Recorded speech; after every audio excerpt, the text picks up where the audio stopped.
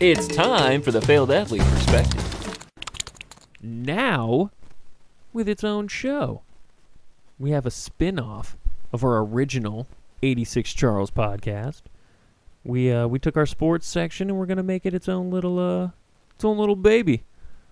Standalone podcast, John. This is big. This is huge. Is that the industry term, standalone podcast?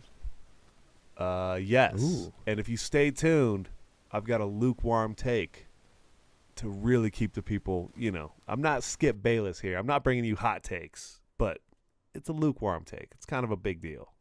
So stay somewhat excited for later.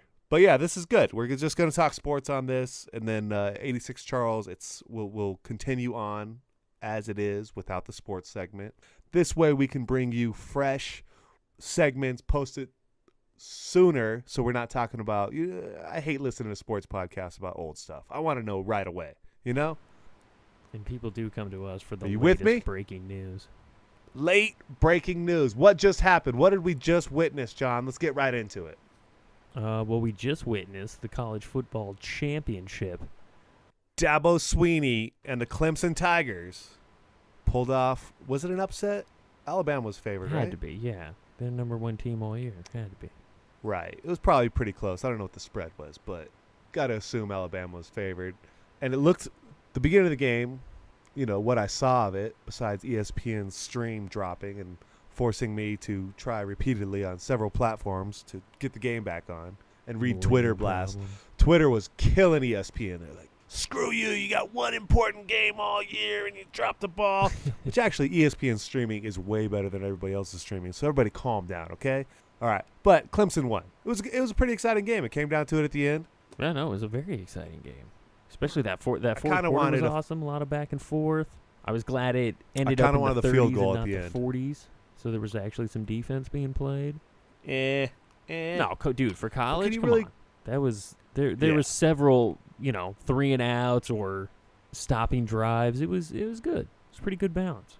Can you really get into college football though? Do you really enjoy college football? Me personally, I always have an not issue really. with it. No. Yeah. But that's me neither. So much of that has to do with I don't have an allegiance to any school. I think if right. I know a guy who went to this game, he dropped $9,000 on tickets, flew out to Tampa because he went to Clemson. To me. So it's it's huge. I understand. I guess I understand on a level if you went to a school why you get so into it, but yeah. No, I don't understand. I went to Arizona State. I don't care. I don't care if Arizona State's in a huge bowl game. I'm not going to spend a ton of money, but that's just me. I want to see the top guys at the height of their profession playing football. I don't want to watch 20-somethings who ended up going to a good school with a good coach. Like, it's just not as compelling to me. But you got to take that back a little bit because you've probably seen some minor league baseball, and that's pretty interesting. That's fun. It's a good time.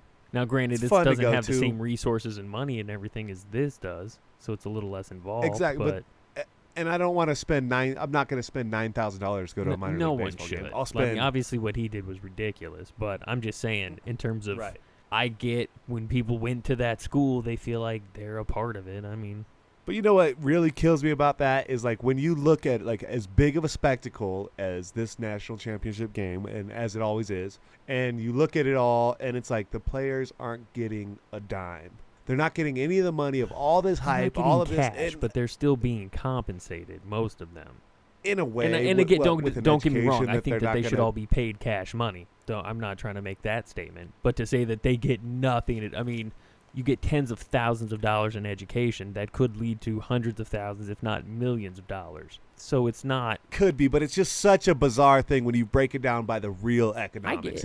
These coaches are making totally $4 or $5 million a year. Right. Look what the schools themselves because are making. Because what they do is a profession. What the kids do is amateur. And I'm not making a case that they shouldn't be paid because they absolutely should be. Yeah, and I don't know. I think it's the best minor league system, especially in football, to get people to pros because I don't think we should have 18-year-old guys going pro. No. But I don't think college sports should be the minor leagues for professional sports either. I think that's ridiculous. Exactly. There should be like a developmental league that if you're 18 and you don't want to go to college, you can go make money right away. Sure. I think that needs to be in place. And especially with basketball, which hopefully we'll get there maybe with the D League or something like that, where you still have to be 2 years out. No, there's too much money But in I don't know, college like, sports, and it's working out too well for both sides. That arrangement's not going anywhere. Yeah, I've never liked the system. It just reminds me of plantation owners and slavery and man, all the see, I don't weird take it battle back. royale. Lord. Like, Just labor laws, Oh, man. man. What is slavery? well, like that's exactly what it is. What are you talking about? That's exactly what it is. It's like, oh yeah, you can come to my school Dude, and I'll give how you is this. it? That's very exact. What slave do you know signed up and was recruited to go to a plantation? That didn't happen. No, you're working. Okay, like let's not over dramatize what is being done to athletes, for God's sakes. Okay, it's not even close to slavery. Stop that. Let's put you in this system, and I'm going to tell you how much this education you're getting is Sure, is it's worth. an unfair labor practice. And if Slavery might be a little bit far. There's probably some racist tones involved, but there's racism everywhere in the world. That's not even a question. We can throw that out. Racism's involved in everything, especially when money's involved, because only old white guys own all the money still. So there's always going to be racism when there's money involved. But to say that athletes are like slaves, that's absurd. I didn't say athletes are like slaves. I said the whole thing reminds me of slavery in a sense. But I could say the same argument for minimum wage. Sure, that's or prisons. Yeah, that's a whole different. Prisons are that is closer to slavery. Yeah, than scale. Yeah, college that athletes, and see you know. that I would agree with more. That's a more reasonable argument to me. There's a lot of incentive, but it's just all kind of weird. It's kind of No, weird. I I, get it. don't, I And can't exactly. in general, I'm not into college sports for multiple reasons, and the system in place is one of them. But the NFL's a broken ass system too, so they're not a model to be followed. Right. There's no perfect system, but I like the idea of being the best and just being the best at your craft and working your ass off and making it. Where college, it's not always that. A lot of times, when you get guys like Johnny Manziel and all these Texas quarterbacks named Gunner and Kobe and, it's like they were just bred in these systems, and they were like, so they go to these colleges where they're supposed to be the big deal.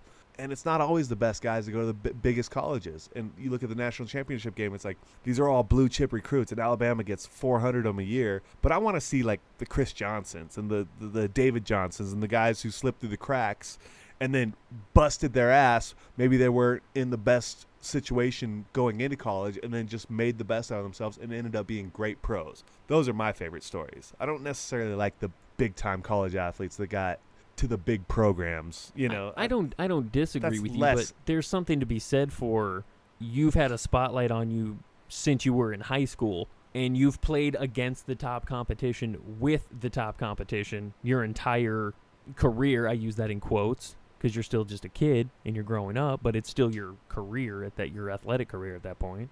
Right. And if you're to still be able succeeding. to, a guy like Peyton Manning, where it was, dude, he had the pressure on him the entire time.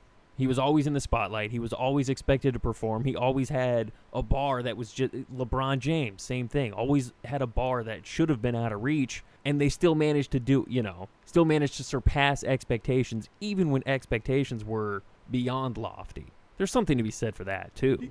Yeah, but look what it turned him into. It turned him into a monster where he's like sexually harassing his athletic trainer. A monster. He's a monster, bro. A monster. He's selling pizzas. He's selling shitty pizzas to the world. He's a monster. I mean, I don't disagree with that. Papa John's does not make a good pie. No, absolutely not. So, whatever. All right, let's move on. That's enough college football crap. Sure. NFL playoffs started this last weekend, John. What'd you see? Who impressed you? I saw you? a bunch Anybody? of garbage games. And Yeah, not one crap surprise. games. It went exactly the way I thought it was going to go. Really? You had all those Oh, picked? yeah. I was thinking Easy. you thought they'd be blowouts like that? You thought everybody would cover the way I they didn't. did? I expected better played games for sure. But the result I got, Right. I expected every single result to be that in terms of the actual winners. But I expected Correct. better games. Yeah, I was in there all with of the those. winners.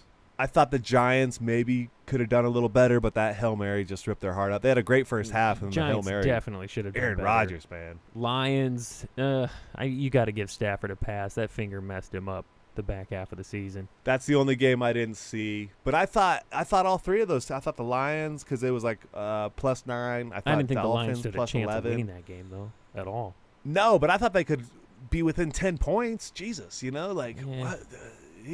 just didn't show They up. were all. I mean, it was all terrible games. All of them were unwatchable. Pittsburgh, for the Pittsburgh most put up 2 part. touchdowns in the first 8 minutes. And the Raiders, you got to feel so bad Oh, for that Raiders was- fans.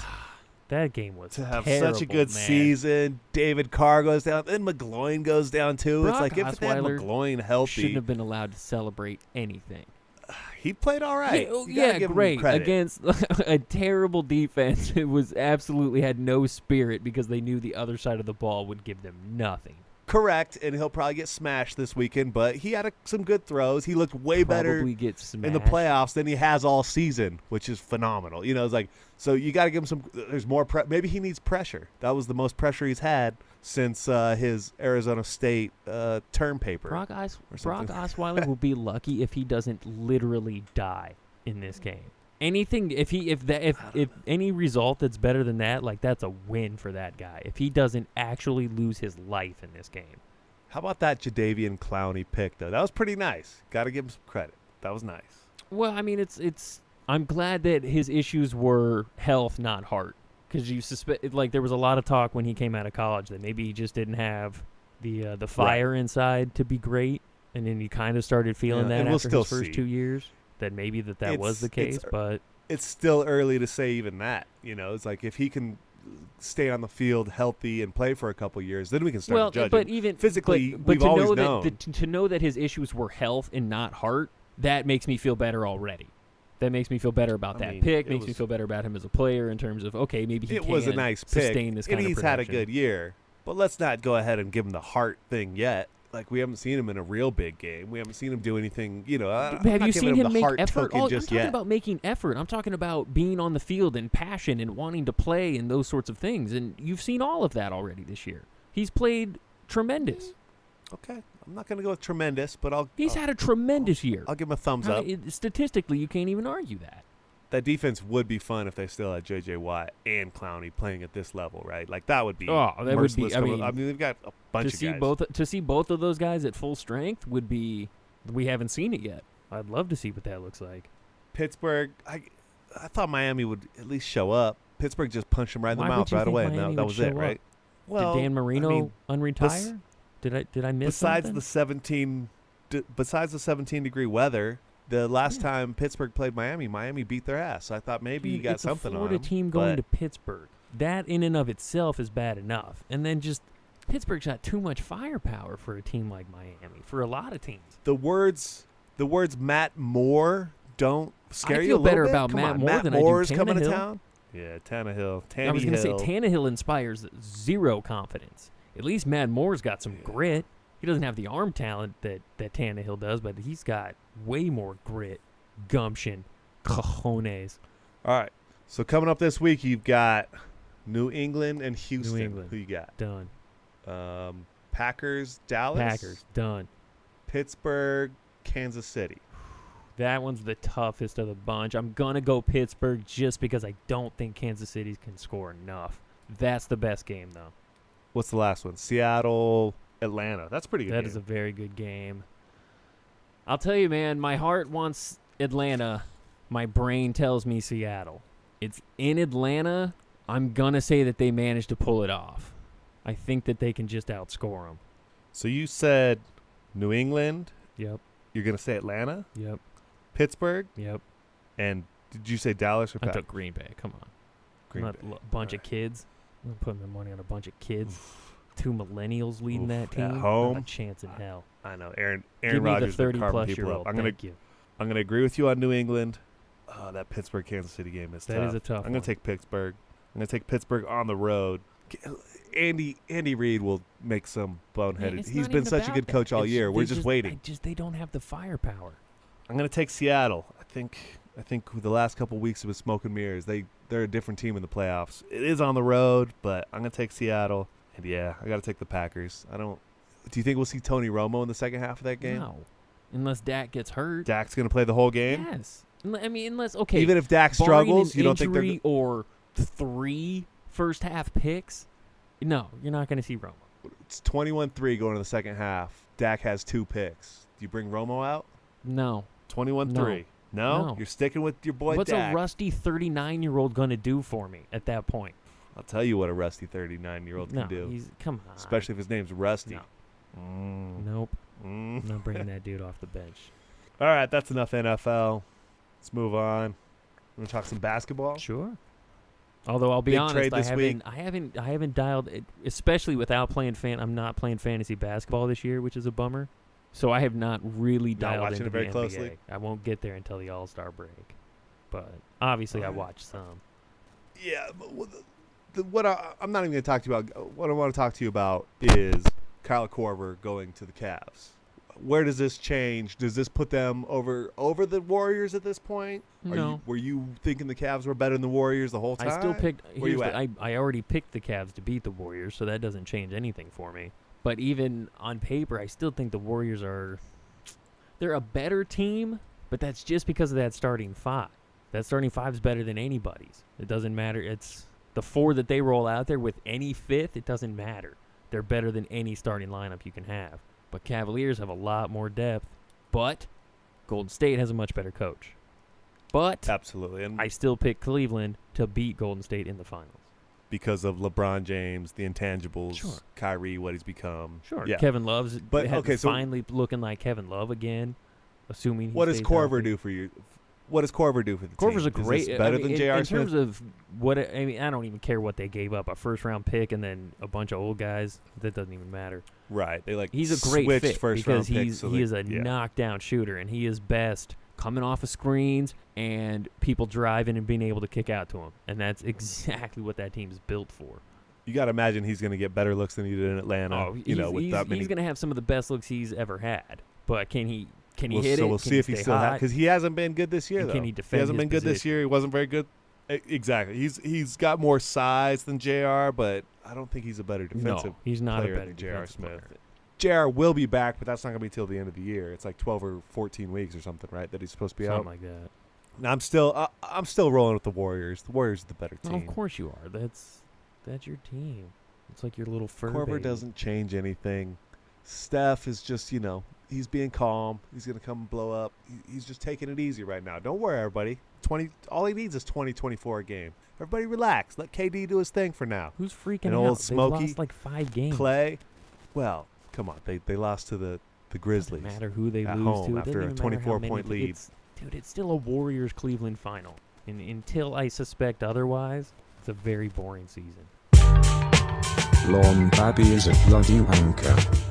John, did you see the amazing effort that the Phoenix Suns put out against the Cavaliers? They almost kind of hung in the fourth quarter until LeBron went off, and they still lost by a bunch. But, they hung for most of the game. They made the Cavaliers play in the fourth quarter. What an achievement by the Phoenix Suns. Great job, guys. Are you excited? Are you snoring? What, something about Paul Millsap being traded? What'd you say? No, I just read an article that said Paul Millsap has been pulled off the trade market. Oh, good. Okay. I was having a dream. Yeah, we were talking we were about gonna talk something about interesting in that. basketball. Sorry. Yeah. Yeah, dude. What I'm gonna be hard on the Suns because I'm sick of the Suns until they have to fix that organization from the top all the way to the 12th man. So it's Right. And the fact that you have to celebrate that, hey, they didn't get blown out by the champs, but still lost. That's exactly where that organization is. And I don't care how many Maybe we 30-point should games somehow- Devin Booker has. He's still a step too slow for his position. And I think he's good because of the opportunity he has. I don't think he would be that. He would be the 9th man, 10th man on the Spurs. Okay. Slow your roll. You're going a little on the Spurs. He'd be great. Popovich would figure out how to use him. But let's go ahead and set up Robert Sarver just like Donald Sterling. Let's try to video record him. Let's get rid of this dude. Let somebody else come in, sweep in. Maybe some billionaire will buy the Suns. You just gotta, Wow. dude. You just gotta That's ride the best it out, idea I've man. had in a while. He's not gonna keep him. No, forever. Robert Sarver's a terrible owner. It's terrible. All right, John, let's wrap this up. We got one more thing to talk about. It's a couple weeks old, but it's still fresh in my mind. Ronda Rousey. What's her name? Ronda Rousey getting her face beaten in by Amanda Nunes. Did you watch it? Did you watch the fight? After the fight, I didn't see it live because I'm glad I didn't drop $60 on that. Yeah. So if I glad were I watching it streamed for it that for fight, free. I'm sure there were other good fights, but Yeah, there was a couple good fights, but like that was such a letdown. You know, I like barely poured my drink. I sit down. I'm like, all right, let's see. Ronda, she's got to be good for a couple rounds. Just got her face beaten in 48 seconds. I'm not surprised that she lost. Right. I'm surprised in the manner in which she lost. And I'll say right now, even if she fights again, which I don't think she will, but even if she does, she's done. You can see it, man. She's done. It's the same thing as I called it with Tiger Woods. I'm calling it with Ronda Rousey. You can see when that fire has left. You heard it here, folks. They are not the. You heard it here, folks. She's not the same person. She mentally, she is not the same person that was knocking chicks out left or tapping people out, breaking arms. She's not the same person. She doesn't train the same. She doesn't look the same. She doesn't act the same. She cares more about her boyfriend and her life, which is totally fine, and she's allowed to do that. But as soon as you care more about that stuff than what goes on in the ring, you're done. You're not the same compared to somebody who lives, eats, breathes, and sleeps fighting. Right. She made some money. Yeah. Got comfortable. Got in the spotlight. How do you not get distracted? Loved it. I mean, it's tough. You're on magazines, commercials, video games, movies. You're everywhere. How do you stay a focused killer in that situation? It's almost impossible. Yeah, and Amanda Nunes is just fueled by that the whole time. She's not filming nothing. Somebody probably cut her. She's not filming anything anywhere. She's in the gym. Right. An hour-long video of just Ronda Rousey and all of her media spots and stuff like that, and she's watching it in the gym all day, over and over and over and over and over and over again. She's not doing late-night talk shows. She's not at parties or red carpet anything. She's hitting a bag. John, you ready for my lukewarm take? Oh, please. Here's my lukewarm take. I think Ronda Rousey will fight again just to kind of come full circle, and she'll lose, but not as badly, and then she can ride off into the sunset. But she'll at least fight. She won't get knocked out. She'll lose by decision to somebody, and then it'll be like, okay, she put up a good effort. Maybe she's a little better off. Okay, enjoy your money. Good day. Goodbye. That was pretty lukewarm, right? Counter take. I wasn't passionate about it. I don't really care. Room temperature. I think women's fighting takes a gigantic step back now that Ronda Rousey is no longer relevant. Really? Oh, yeah.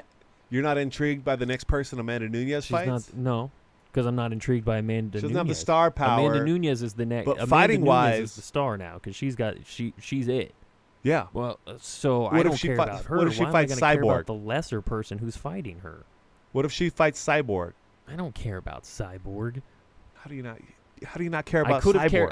I could have cared about Holly Holm if she had, if she'd rattled off a few straight wins or something, or started looking super impressive. I probably could have gotten on board with that. Yeah, that was disappointing to beat Ronda Rousey. And mostly because she was just the first one to beat Ronda.